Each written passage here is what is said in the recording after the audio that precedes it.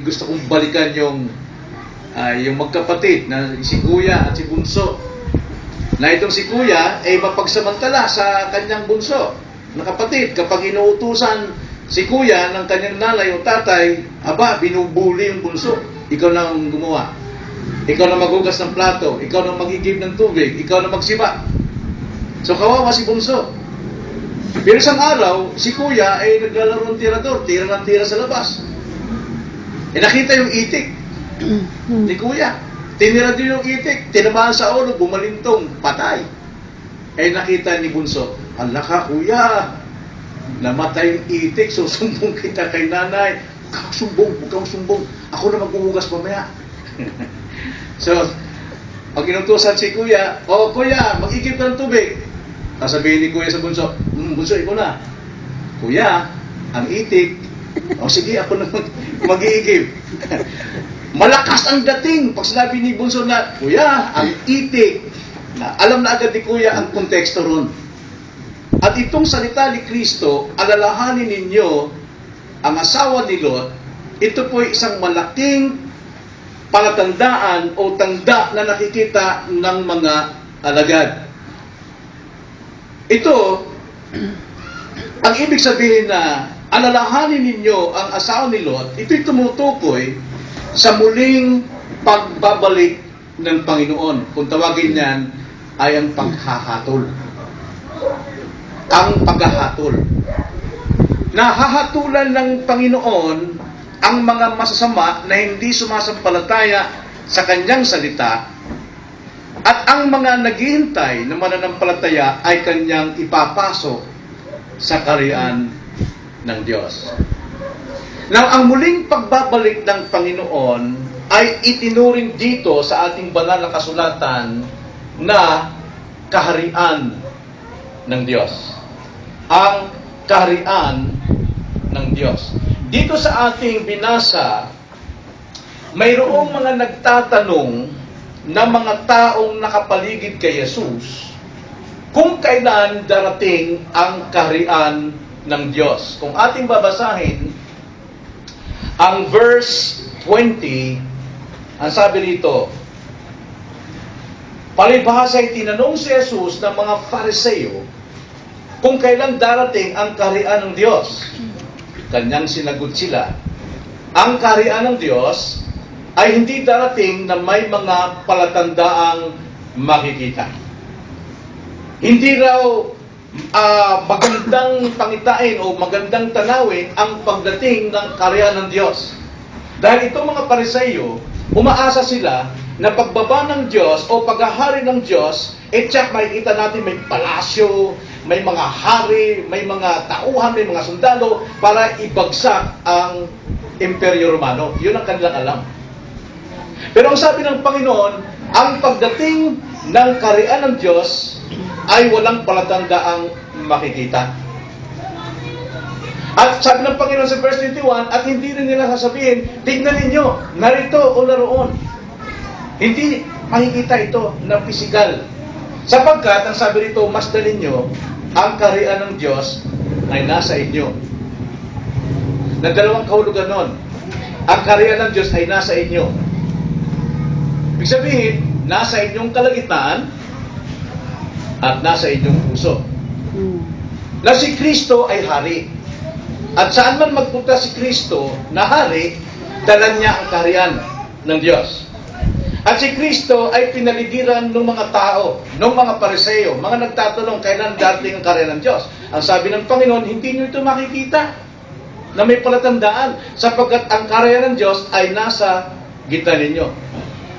The kingdom of God is within you. Sa mga alagad naman, sa mananampalataya, hindi lang si Kristo ay nasa gitna nila, kundi ang kaharian ng Diyos ay nasa kanilang mga puso. Kaya walang palatandaang makikita. Walang sundalo, walang pangganya. Ngayon, ang tinatanong ngayon ng mga alagad ay ang kaharian ng Diyos na maghahari sa lupa. Kaya sabi rin sa verse 23, sa 24,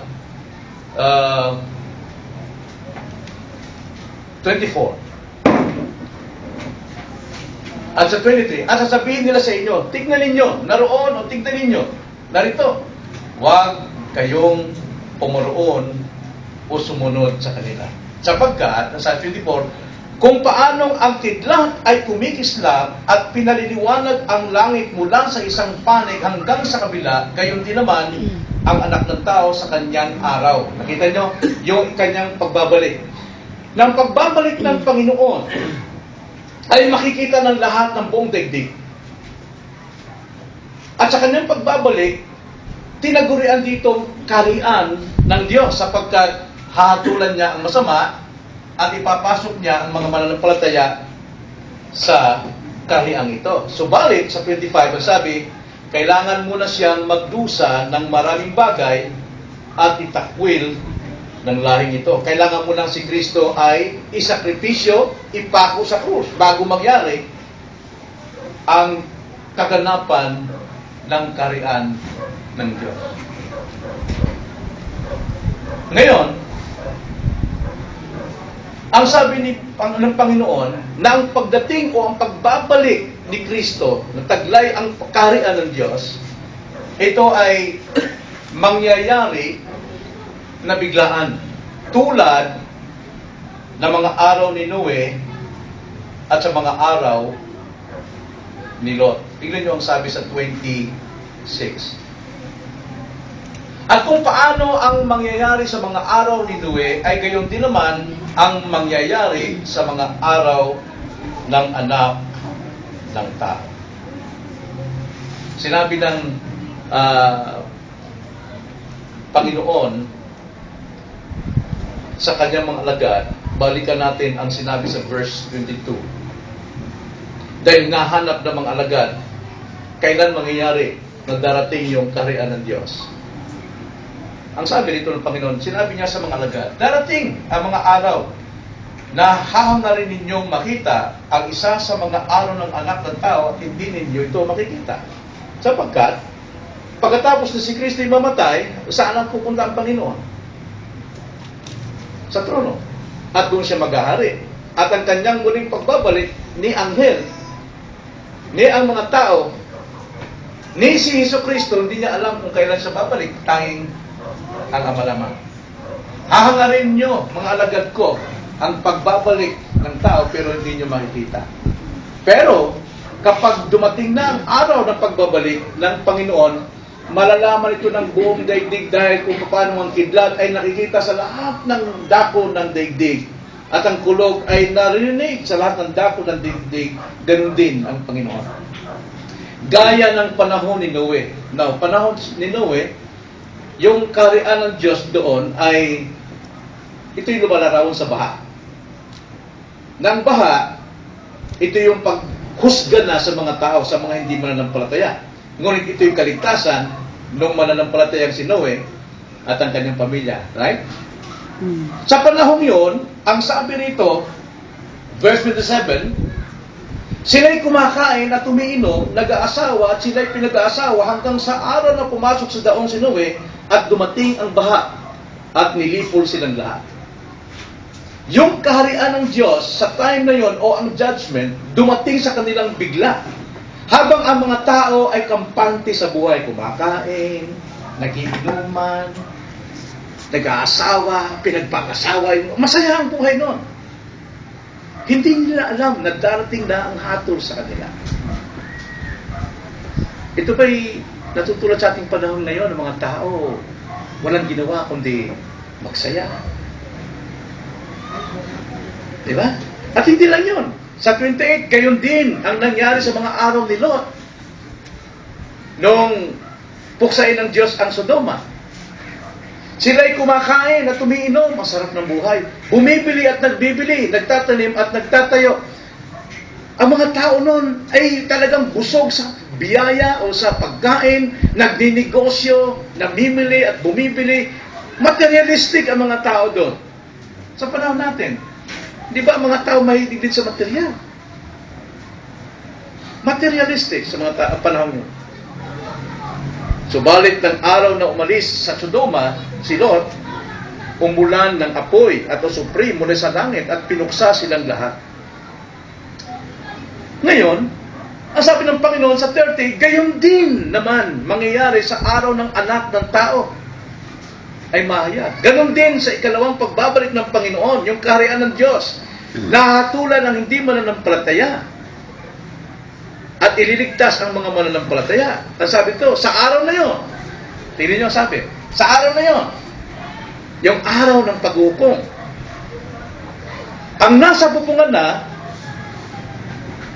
ang nasa bubungan na ang pag-aari niya ay nasa bahay, ay wag nang manaog upang kunin ng mga ito. Masyadong abala na. Dapat nang tumakas. Yung mga taong punong-puno sa material, kasarapan ng buhay, wala kayong magdadala. Pag dumating ng araw na yon, hindi mo na magawang pumunta sa bahay mo para hakutin pa yung mga kayamanan mo, ari-arian mo. Sabi ng Panginoon, wala na. Gayon din, ang nasa bukid ay huwag nang bumalik. Teka, anihan pa ngayon, sayang eh. Sabi ng Panginoon, yung mga magsasaka, huwag na kayo pumunta ron. Huli ng lahat kapag kayo ay pumunta pa.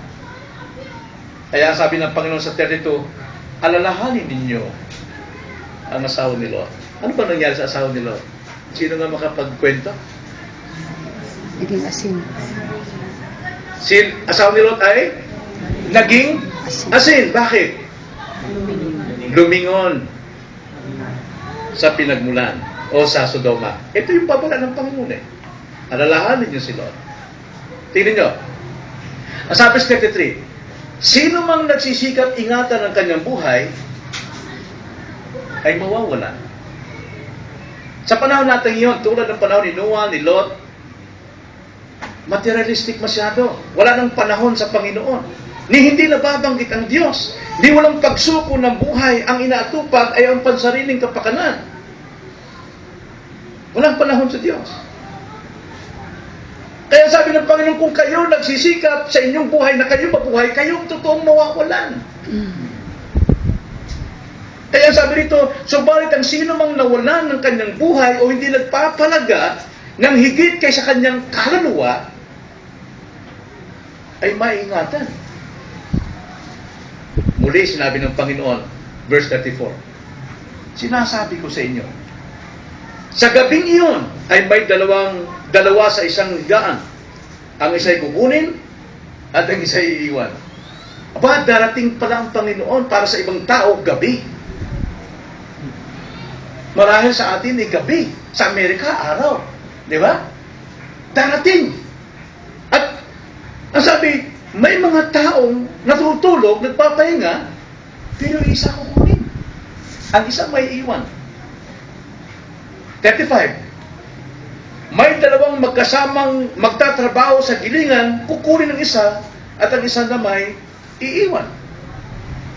Pupunta sa bukid ang dalawang lalaki, ang isa'y kukunin at ang isa'y iiwan. Paano magtrabaho sa bukid? Araw yun. Mayroon ba tayo nakikitang trabaho sa bukid ng gabi? Araw. Kaya sa iba, araw. Sa iba naman, gabi. Pero darating ang Panginoon, mayroong kukunin at mayroong iiwan. Sabi sa born again, ito rin yung rapture. Kung na sinabing rapture dyan. Judgment ito. Yung kinukuha, yun yung hinahatulan. Yung naiwan, yun yung papasok sa kaharian. Hindi rapture ito. Mali ito. Hindi rapture. 37, at sinabi nila sa kanya, saan, Panginoon?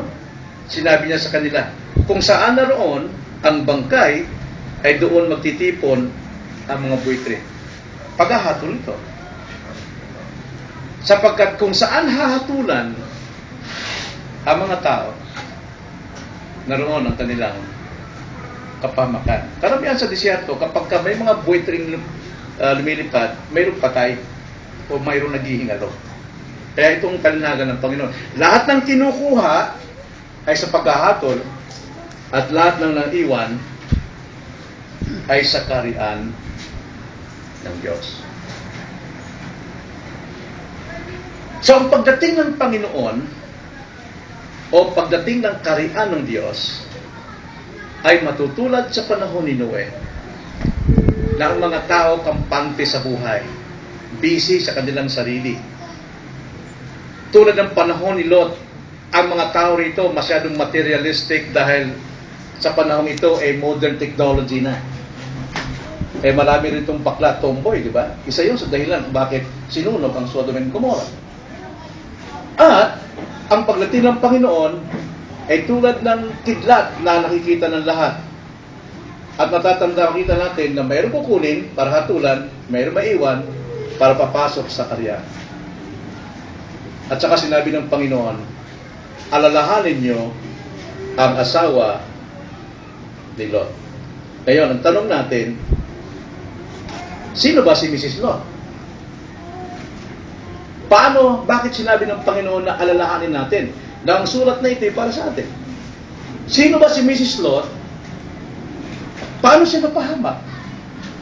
Now, ang kasaysayan ni Mrs. Lot ay nasa Genesis chapter 19. Buong chapter 19 hanggang chapter 18 hanggang chapter 19. Pero babasahin ko lamang ang ilang mga talata. Halimbawa, Genesis 19:15. Genesis 19:15 ating basahin.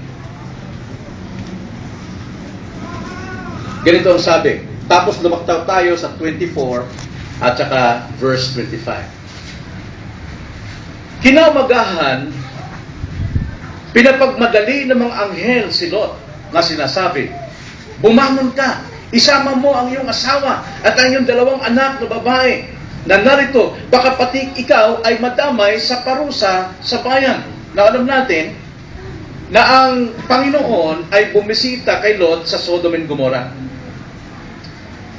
At nung sila'y dumating doon, ang anghel,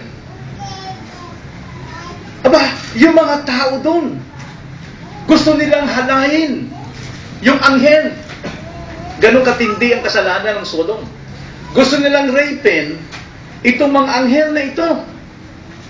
Matanda, mga bata, ay gusto talagang halayin yung anghel.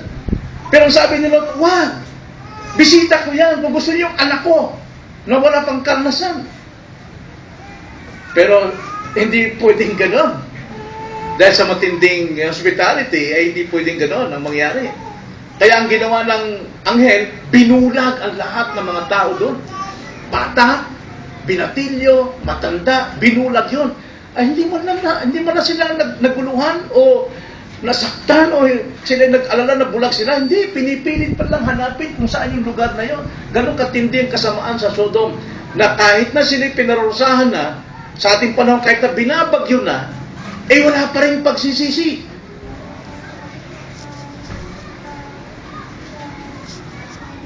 Kaya si Lot ay kinuha ng anghel mula sa pinto at hinugot. At pagkatapos, ang sabi sa 15, tinumagahan pinagmadali ng mga anghel si Lot na sinasabi, bumangon ka! Isama mo ang iyong asawa at ang iyong dalawang anak na babae na narito, baka pati ikaw ay madamay sa parusa sa bayan. Sapagat ayon sa kasaysayan, babagsakan ng Diyos ng apoy ng asupre ang bayang ito dahil panahon na ng pagkahatol. Verse 24, ganito ang sabi, at buhat sa langit ay nagpaulan ang Panginoon sa Sodoma at Gomorrah ng asupre at apoy. Ginunaw niya ang mga lungsod na iyon. At ang buong libis at ang lahat na nakatira sa mga lungsod at ang tumutubo sa lupa. Subalit, ang asawa ni Lot ay lumingon sa likuran niya at siya'y naging haliging asin. Si Mrs. Lot lumingon at siya'y naging asin. Bakit? Sapagkat siya'y lumabag sa kalooban ng Diyos. Nakabilin-bilin ng Panginoon doon sa Genesis 19 na sa inyong pagtakas, kung kayo'y nasa bukid, huwag na inyong balikan. Kung kayo'y nasa bubungan, huwag na kayong kumuha pa ng gamit sa inyong silid. Ang sabi kay Mrs. Lot, huwag kayong lilingon sapagkat oras na kayo'y lumingon, tiyak na kayo'y mapapahamak. Pero lumingon si Mrs. Lot. Kaya siya napahamak. Bakit siya lumingon? Sa palagay ninyo? Nanghihinayang sa kikitain pa niya. Nangihinayang sa kanyang magiging manugang, mayaman siguro sa Sodom and Gomorrah. Naiwan yung mga mananangin eh. Nangihinayang sa kanyang mga gamit, na mamahalin ang kanyang mga gamit doon eh high-tech na sa panahon yun, nanghinayang. Kaya siya lumingon. Pero sabi ng Panginoon, huwag lumingon. Ang kasalanan ay ang paglabag sa utos ng Diyos. Na sinungaling ba ang Diyos kapag lumabag ang isang tao sa kanyang kautusan, hindi siya makadanas ng kapahamakan? Hindi. Tapat ang Diyos sa kanyang sinabi. Hindi lang tapat, siya ay isang Diyos na makatarungan at matuwid. Na kanyang hatulan ang makasalanan at ililigtas ang mga matuwid. Now, anong aral ang makukuha natin dito sa babala ng Panginoon? Alalahanin ninyo ang asawa ninyo. Sino ba si Mrs. Lot? Una, si Mrs. Lot, siya ay asawa ng isang taong matuwid. Asawa siya ng taong matuwid. Sino asawa niya? Si Lot. Kaya nga tinawag si Mrs. Lot eh. Asawa. Pero tingnan natin, paano naging matuwid si Lot? 2 Peter chapter 2 verse 7. 2 Peter chapter 2 verse 7. Nandiyan na kayo? Ganito ang sabi. At kung paanong iniligtas niya ang matuwid na si Lot, nalubhang na bagabag sa mahalay na pamumuhay ng masasama. Nandun si Lot sa Sodoma. Bagamat si Lot ay nasa kabunduhan, nasa sanlibutan ng Sodoma, hindi siya mapanatag sa kanyang nakikita, sa kanyang naririnig, hindi niya kayang tanggapin. Kaya nga si Lot ay laging nasa pinto. Sabi sa 8, sapagat ang matuwid na taong ito na nabuhay, nakasama nila araw-araw, ay lubhang na bagabag ang matuwid na kaluluwa dahil sa kanilang masasamang gawa na kanyang nakita at narinig. Nadalaman niyo ba yun kapag nakita kayo ng kasamaan sa TV, sa balita? O natutuwa kayo na mayroong nagpatayan, mayroong na-rape, mayroong kinarne? Natutuwa ba kayo ron? Hindi. Dapat masuka tayo dyan. Natutuwa ba tayo ng mga tao ngayon mahalay ang kasuutan? Ang matuwid na tao, naguguluhan at nababagabag ang kanyang puso sa buhay ng mga tao nakapaligid sa kanya. Pinatunayan dito na si Lot ay matuwid. At si Mrs. Lot, ang asawa niya, mister niya ay matuwid. At alam natin, si Lot ay pamangkin ni Abraham na isang taong matuwid. Kaya naging matuwid itong si Lot dahil naturuan siya ni Abraham. Kaya itong si Mrs. Lot, mapalad siya dahil ang asawa niya matuwid, ang tiyuhin niya matuwid. Kaya masabi kong si Mrs. Lot matuwid din. Pero hindi dahil siya ligtas. Sapagkat ang katuwiran ay hindi nakukuha sa linya, sa lahi, o namamana. Ang totoong katuwiran ay kaloob ng Diyos. Kailangan mo nang mamatay si Kristo para sa Kanya upang matanggap niya ang katuwiran ng Diyos sa mga sumasampalataya rito. Ngunit itong si Mrs. Lot, siya naging matuwid dahil sa pamumuhay ng kanyang asawa, napipigilan siya. Tingnan nyo, sa ating mga magulang, ang sabi sa 1 Corinthians chapter 7, babasahin natin mamaya, na ang mga anak nagiging banal dahil sa magulang na banal. Bagamat hindi pa mananampalataya ang anak, pero dahil ang mga magulang ay mananampalataya, natuturuan silang huwag gumawa ng kasamaan. Kaya sila ay nagiging banal. Ang isang lalaki din na hindi mananampalataya, na kapag asawa ng babaeng mananampalataya, yung lalaki yon ay napipigilan sa kanyang masamang gawa dahil sa kanyang asawang mananampalataya. Ganon din ang isang babaeng hindi mananampalataya, kung ang mister niya mananampalataya, nagiging banal yung babaeng yun sa buhay. Ibig sabihin ng banal, nahiwalay sa kasalanan dahil napipigilan ng influensya ng kanyang asawa. Kaya ito si Mrs. Lot, isa siyang matuwid. Dahil siya ay natututong mamuhay sa katwiran dahil nakikita ito sa kanyang asawa. At itong si Mrs. Lot ay mabuting tao. Palagi ko, relihiyoso din. Relihiyoso din siya. Pero hindi nangangulugan, naging righteous na siya sa loob. Di ba? Baka ikaw ba ay pangit, kumalo ka sa mga ganda, mahawaan ka ng ganda? Hindi pwede, no? Kung ikaw ay medyo mahina ulo, pumasok ka sa mga tao matatalino, magiging matalino ka rin ba? Hindi. Kasalanan lang namamana. Pumasok ka sa mga sabungero, mamaya hawak ka na rin sunoy. Pumasok ka sa manginginom, mamaya alam mo na ang klaseng mga inumin, tanduay, ramo, ano pa man gin. Alam mo na.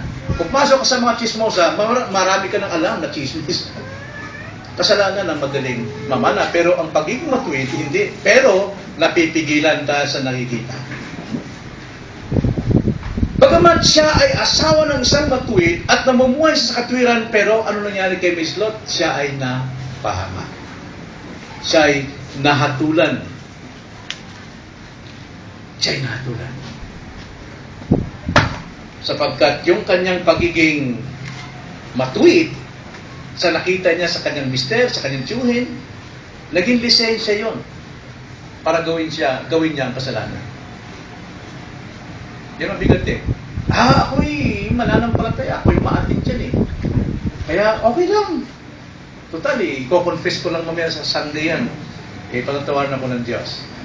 Naging lisensya yung kanyang pagiging matuwid para gawin ang kasalanan. Now, sino pa itong si Mrs. Lot?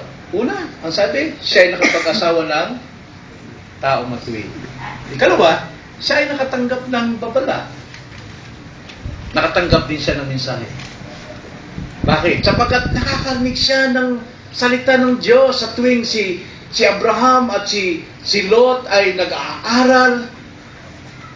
Nangangaral sila, maaaring may Bible study rin sila sa kanilang bahay. Narinig ni Mrs. Lot ang magandang balita tungkol sa biyayang kaligtasan mula sa kanyang asawa na kung hindi ka sasampalataya sa Diyos ay hindi ka maliligas. Narinig niya yan. Nakarinig din siya ng aral mula sa kanyang tiyuhin si Abraham. Pero alam niyo, hindi sapat po ang makinig. Hindi sapat ang makarinig ng mabuting balita ng kaligtasan gaya ng ating ginagawa kung hindi natin isinasagawa. Yun yung sabi sa James chapter 1 verse James chapter 1 verse 17. I'm sorry. Saglit ha. James chapter 1 verse 22. Sorry. Pakibasa po. James chapter 1 verse 22. Ngunit maging tagatupad kayo ng salita at hindi tagapakinig lamang na dinadaya ninyo ang inyong mga sarili. Okay, kita nyo? Kung nakikinig lang tayo pero hindi natin sinasagawa dahil hindi tayo naniniwala, niloloko na natin sarili natin. Yun si Mrs. Lot. Marami siyang alam. Alam niya paano paliwanag yung kaligtasan, alam niya paano paliwanag yung panampalataya, pero wala siyang panampalataya, hindi niya ginagawa. Hindi makita sa kanya. Basahin pa natin ang James 4:17. James 4:17. Pakibasa.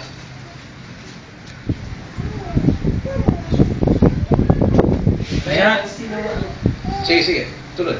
Kahit ang sino mang nakakaalam ng paggawa ng mabuti, ngunit hindi ito ginagawa, ito ay kasalanan sa kanya. Pero mo yun.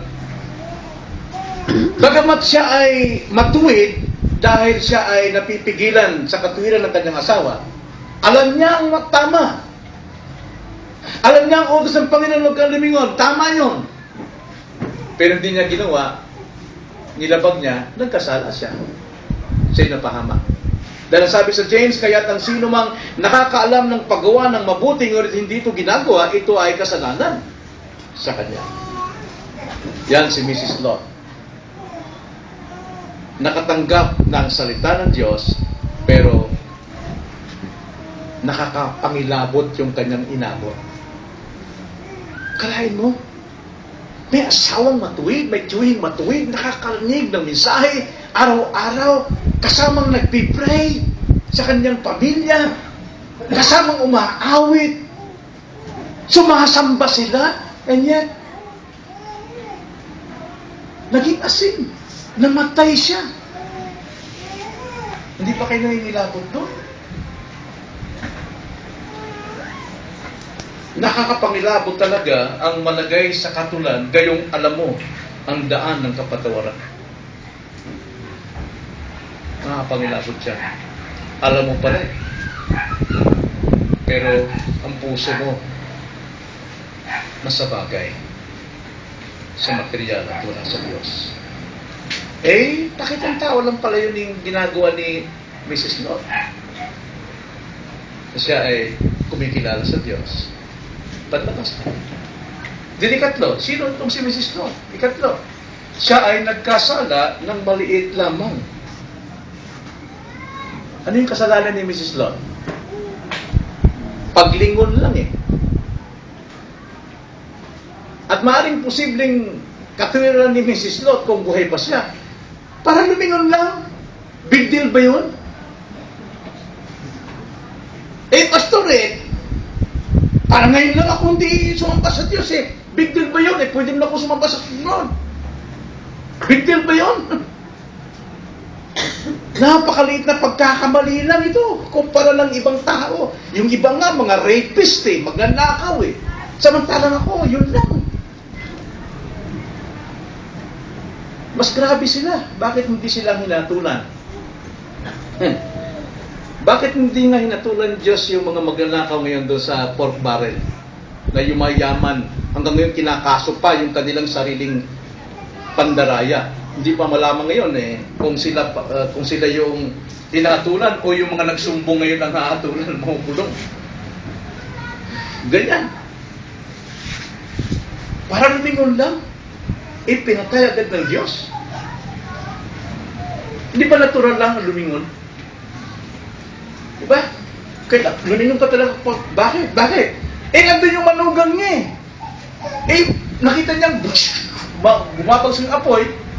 Eh, tayo, yung susiro, di ba? Liningon talaga. Eh, natural lang yun. Naroon yung kanyang ari-arian, naroon yung kanyang buhay, hanap buhay. Pero ang katwiran ng banal na kasulatan, ganito ang sinasabi sa banal na kasulatan. 1 John 3:4. Ano sabi sa 1 John 3:4?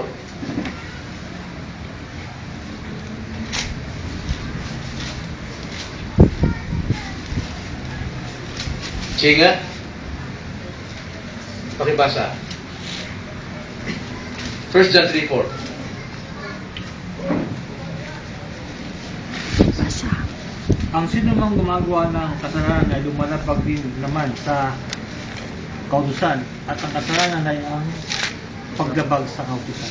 Yan ang katwiran ng Bible. Wala tayong lusot dyan. Ang sino mang lumalabag sa utos ng Diyos, ito'y kasalanan. Dahil ang kasalanan ay ang paglabag sa kalooban ng Diyos. Maliit man o malaki ang iyong paglabag, pareho yan, paglabag. Yan ay kasalanan. At ang sabi sa James 4:17 kanina binasa natin, napakabigat yung mga tao, alam na ang dapat nilang gawang mabuti pero hindi lang ginagawa, ito ay kasalanan sa kanila.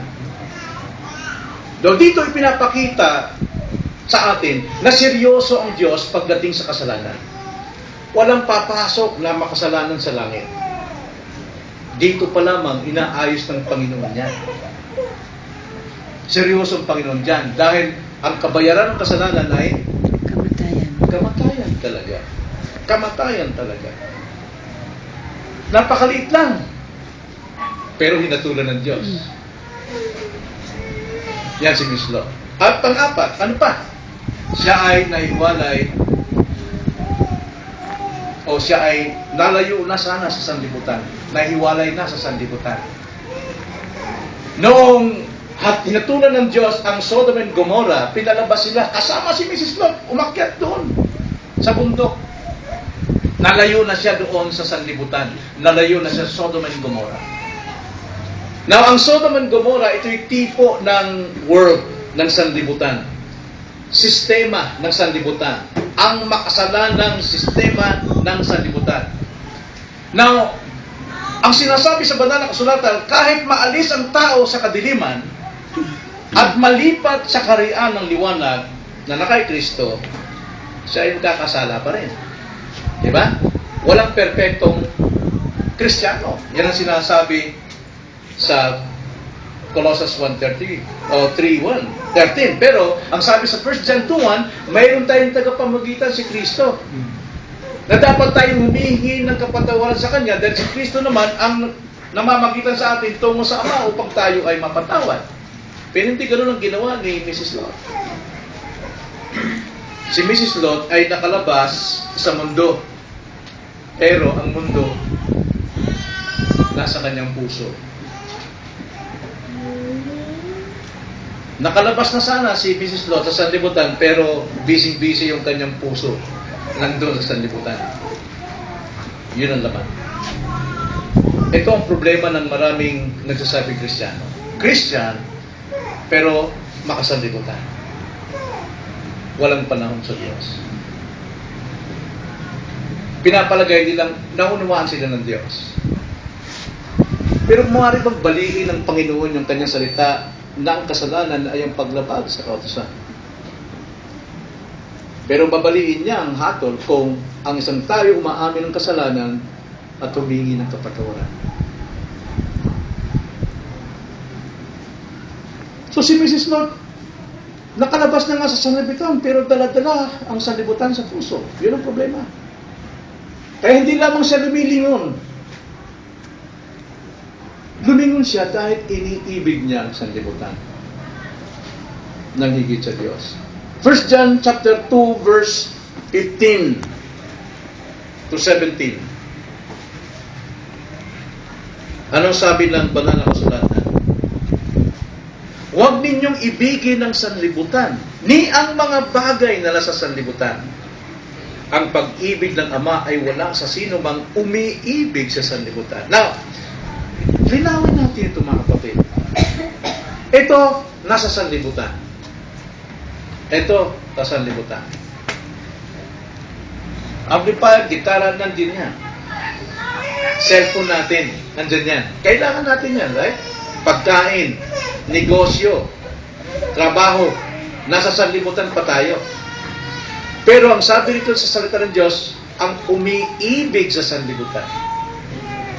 Kailangan natin ng mga bagay dito sa sanlibutan, pero ayaw ng Panginoon na ang puso natin nandun sa mga bagay nito. Sapagat ang sabi nito, ang pag-ibig ng Ama ay wala sa sino mang umiibig sa sanlibutan.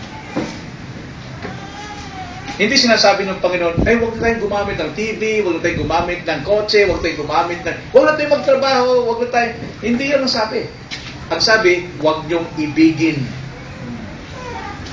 Kailangan natin yan, pero huwag ibigin.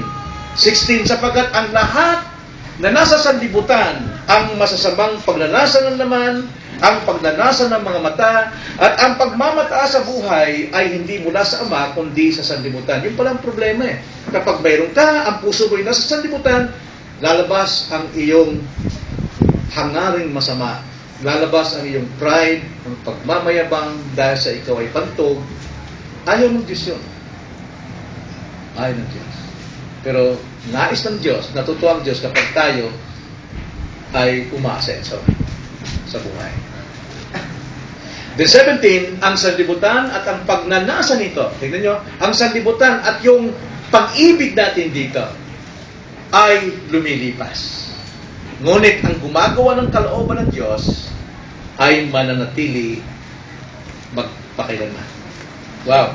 Anong pipiliin nyo? Kasama kayong lumipas sa mga bagay na minamahal ninyo na wala kayong panahon sa Diyos?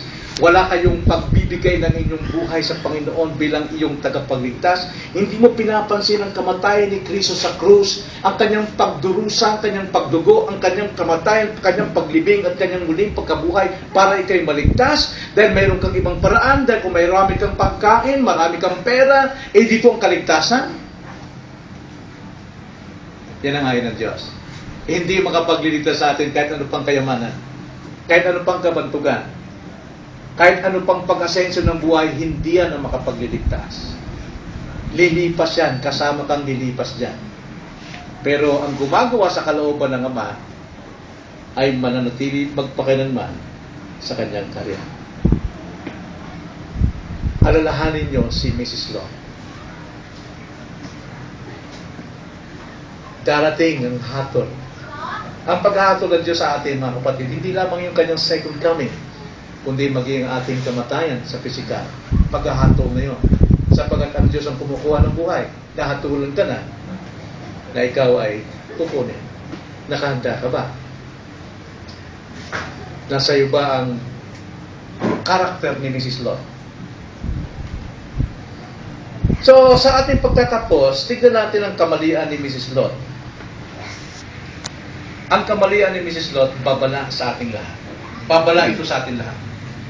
Nasa kanya lahat ng pribilehiyo. Nasa kanya lahat ng pabor. Dumanas sila ng hirap doon sa bayan ng Ur, kasama ni Lot. Lumabas sila. Sila'y sumunod sa Panginoon kasama si Abraham. Pinagpala sila. Bagamat sila'y nagkakasala, pinagpala pa rin sila. Nasa kanila lahat ng pribileyo. Nagkaroon sila ng kayamanan, umunlad ito. Nagpunta sila sa magandang lugar, nagkaroon sila ng magagandang anak. Nasa kanyang lahat ng pribileyo, pero napahama. Alin natin yun? Mapapahamak naman. Mayroon siyang mga relatives na mga mananampalataya. Mayroon siyang asawang matuwid. Mayroon siyang tiyuhin na matuwid, subalit siya ay napahamak. Dahil hindi siya naging matuwid sa kanyang puso. Sa atin din, marahil, pinagpapala tayo. Mayroon tayong ganitong gawain. Lagi tayong nakakarinig ng mensahe. Lagi tayong kinakausap ng Panginoon. Natigilan mo na ang pagtisod mo, ang pagsipa mo sa talasok, ikaw lang masasaktan. Privilege yan. Privilege yun na magkaroon ka ng kamag-anak na kumikilala sa Diyos. Privilege yun na magkaroon ng kaibigan kasama na ginayaya ka sa sambahan. Nakakarinig ka ng salita ng Diyos. Yan. Lahat ng ito, papaliwalain natin. Tulad ni Mrs. Lot. Alalahanin mo si Mrs. Lot, hindi siya nakaligtas. Kahit na siya ay punong-puno ng pribilehiyo mula sa Diyos. Siya'y nakarinig ng mabuting kaligtasan. Mabuting balita ng kaligtasan, pero hindi siya naligtas sapagkat puno ang kanyang puso ng mga material, kanyang pagkamakasarili. Pero makita natin, sumunod din naman siya. Sa Diyos sumunod din siya. Dahil sinabi ni Lot, halika, sumama ka na. Lumabas na tayo. Sabi ng Panginoon, gugunawin niya ito. Sumunod din siya. Nakalayo din sa sanlibutan. Kaso lang, ang sanlibutan nasa puso niya. Kaya hindi lang basta siya ililingon dahil iniibig niya sa sanlibutan. Hindi niya kaya talikuran. Ipinagpalit niya ang kanyang kaligtasan sa Diyos sa mga material na kanya. Ang malayo tayo sa gawang sanlibutan, mabuti yan. Pero, hindi ito sapat kung walang paglayo mismo. Naalala ko yung katwiran ni Ana Cagyan. Ang sabi niya, katwiran ng mga born naging kasi, ang lakas ng galang kapit ng sanlibutan, kaya ako natukso eh. Sabi naman ni Ana, hindi naman magpusisihin yung sanlibutan. Actually, hindi ang sanlibutan ang kumakapit sa iyo. Ikaw nakakapit sa sanlibutan kaya nahiga ka. Ang lakas ng kapit mo sa sanlibutan. No? Yun si Mrs. Lot. Ang lakas kumapit sa sanlibutan. Maganda yung magsimula tayo, nalalayo tayo sa iba't ibang kasalanan dahil sa impluensya ng ating kamag-anakan, pero hindi yun sapat. Ang kailangan mo rito ay pagbitaw, paglayo sa sanlibutan ng tuluyan, at pagsuko ng buhay sa Diyos, maging kay Kristo. So, huling paalala, mga kapatid, bantayan natin ang ating pakikinig ng salita ng Diyos. Ito ang tangi nating pagpapalang binigay ng Diyos upang tayo maligtas sa lahat ng kapamakan ng kasalanan, ang makinig ng salita ng Diyos. Walang silbi naman ang pakikinig kung walang pananampalataya at pagsunod sa napapakinggan. Alam niyo, ang salita ng Diyos minsan, may kukumpara ito sa isang matinding init ng araw. Ganun ang salita ng Diyos, napakainit niya. Ang init ng araw, napapatunaw niya yung mantikilya. Ano yung mantikilya? Yung margarine. Nalulusa niya. Napapalambot talaga. Pero at the same time, ang sikat din ng araw, nagpapatigas ng putik. Yan ang biyaya ng salita ng Diyos. Minsan, ang salita ng Diyos, napakabigat sa iyo, tumitigas ang puso mo. Pero sa mga taong bukas ang puso, naglulusaw ang puso para isuko niya ang kanyang buhay sa Panginoon. Kumusta puso niya ngayon? Lusaw na ba o matigas? Ilang sermon pa ang kailangan niyo para isuko ang inyong buhay sa Panginoon? Kung nais mong sumunod sa Panginoon, huwag mo nang hangaring lumingon pa sa sanlibutan. Kaya sabi nga ng Panginoon sa Luke 9:62, datapwat sinabi sa kanya ni Jesus, walang taong pagkahawak sa araro at lumilingon sa likod ay karapat-dapat sa kaharian ng Diyos. Okay? Nakikita ba kayo nag-aararong tao? Halos na hindi na nangyahali yan eh. Kasi ang gusto niya mangyari, pag sinimulan niya, gusto niya tapusin. Walang tingon-tingon yan. Walang tingon-tingon. Doon itinumpara ng Panginoon ng isang taong nag-aararo, kapag lumingon siya, hindi siya karapat-dapat na maging alagad ko. Dahil patago-tago ang isip. Hindi niya matatapos ang kanyang trabaho. So, kumusta puso natin, mga kapatid? Tunaw na ba? O tumitigas na? Salita ng Panginoon. Noah, tanda natin palagi. Alalahanin ang asawa nila. Tayo manalangin.